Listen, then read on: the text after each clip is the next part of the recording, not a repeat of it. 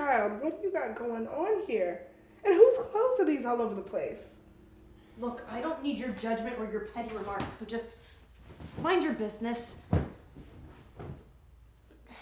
Why are you here? I bet Aunt Cat opened up her stupid mouth. You know you got some nerve. What kind of spirits? Wires. After all you put us through, you still have people that care about you, and this is how you treat them? You were something else. Now, before we talk, I'm gonna need you to drop that funky little attitude of yours and come sit with me at this table so we can talk before I gotta clip you.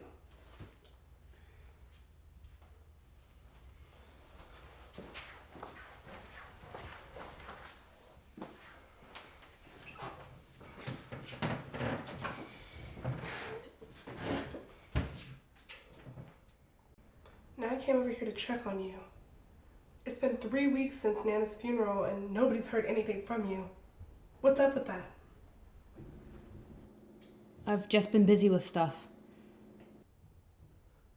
Lise, that was our grandmother, the woman who raised us, and stuff was more important than spending time with her before she died, and stuff was more important than coming to her funeral?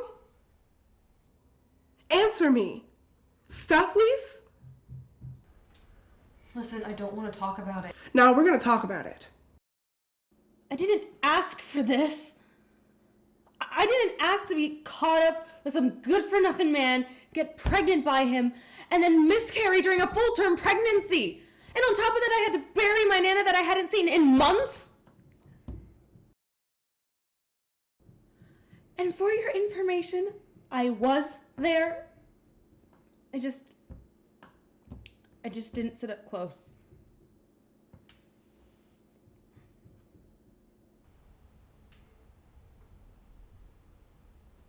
It's funny how people don't give people flowers while they can still smell them. Excuse me? Lise, you chose to run behind that man when all of us said no. You chose to still have his baby when we told you to leave. You chose to be running around everyone and everything that wasn't your family and neglecting Nana. Those are the choices that you made, and no one else. So that's it, huh?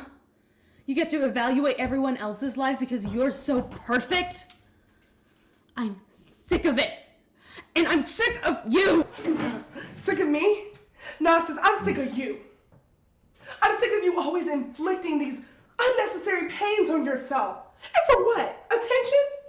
Acting like people don't love you. And I was sick of listening to all those stories about that trash man. And I was sick of you not being there by my side while I was trying to plan these functions and this funeral.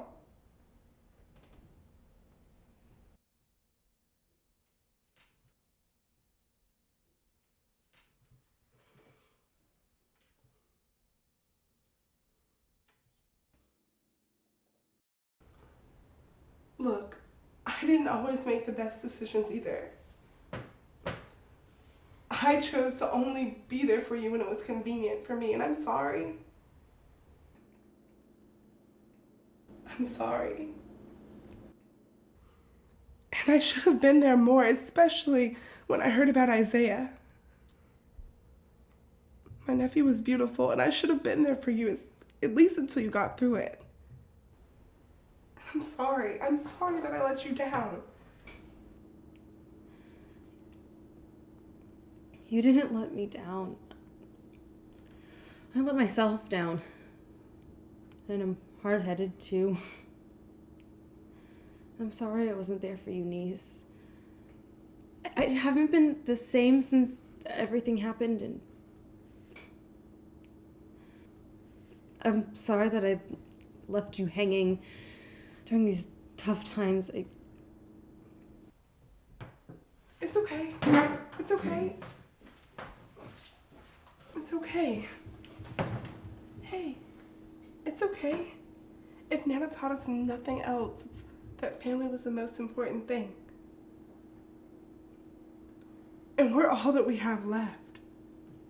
We're always going to be sisters. Blood couldn't make that any more true. So this time, I'm choosing to always be there for my sister. And I'm choosing to be better.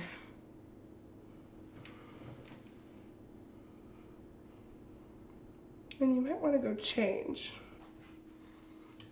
Wait, why? Because I'm not taking an IHOP dressed like that. Come on, girl, I'm hungry, sitting here waiting on you. And do something to that head. Okay.